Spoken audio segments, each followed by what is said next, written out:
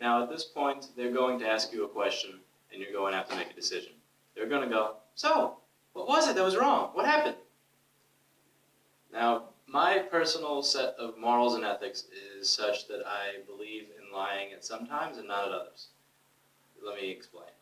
I believe that if you're lying to either make more money or avoid accountability, that is dead wrong and morally bankrupt. And the same thing with accountability. If you say, I didn't break this, but I'm fixing it for free, meaning you're taking financial accountability for it, you're just not admitting it. I'm not going to say that it's right, but that is, it's not as bad as the place that's just going to say, well, this was also wrong and I can do that for 20 bucks. If you broke something and you take financial accountability for it, that's a step in the right direction. Now, again, if you admit that you did everything wrong, and the reason I was saying not to admit that you had broken something on the phone before you even know that you broke it, is because the second you lose the trust of the client, as I said, you are screwed. This business is, again, 10% soldering iron, 90% psychology. The second that you say that you broke something and they accused you of something, and now they're right and you were wrong about it, you're screwed. Because everything that happens going forward is going to be your fault. If that customer comes to the store and double parks next to a police car on First Avenue and gets a ticket, that ticket is your fault. If you say that the sky is blue and they say it's red, well, that guy didn't even plug my antenna in and he ripped my PowerFlex cable. What kind of moron is he? You are going to be responsible for everything.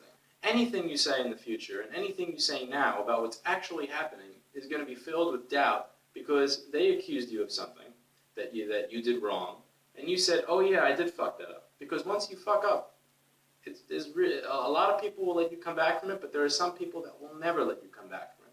You could tell somebody that the touchscreen and the glass are actually one part, not two separate parts. And if they don't trust you because of this one thing, then it doesn't matter how much you show them. You could show them this piece in your hand and say, this is one piece, and they will tell you, no, it is two, when it is one physical piece, because that is how much they don't trust you. In this business, it is important to retain the trust of the customer and the confidence of the customer.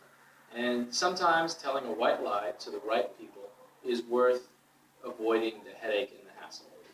It can be the difference between somebody leaving a 5-star review and saying, you know, my phone had this thing wrong with it as well, and they fixed it for free. 5-star versus, oh, you mean, yeah, I had to come back to this place because that fucking idiot didn't even rip this thing, and he almost ruined my entire phone. It's the difference between one or the other. Now, I wish that we lived in the ideal type of society where most people fit into the first type of person. But unfortunately, there are a lot of people who fit into the second type of person, who are piranhas who will prey at any sign of fear, uncertainty, or doubt on behalf of the technician. And I'm okay with the idea of a technician or myself handling this 5% of the population in the manner that I had mentioned previously. Again, it is never okay, regardless of how irritating somebody is, regardless of how much you don't like them, regardless of how wrong you may think they are. If you did something wrong, you need to take accountability for it, and you need to fix it without charging any money. It is your responsibility. If you have to replace that phone or that laptop or whatever it is, then you have to do it, if you know that you broke it.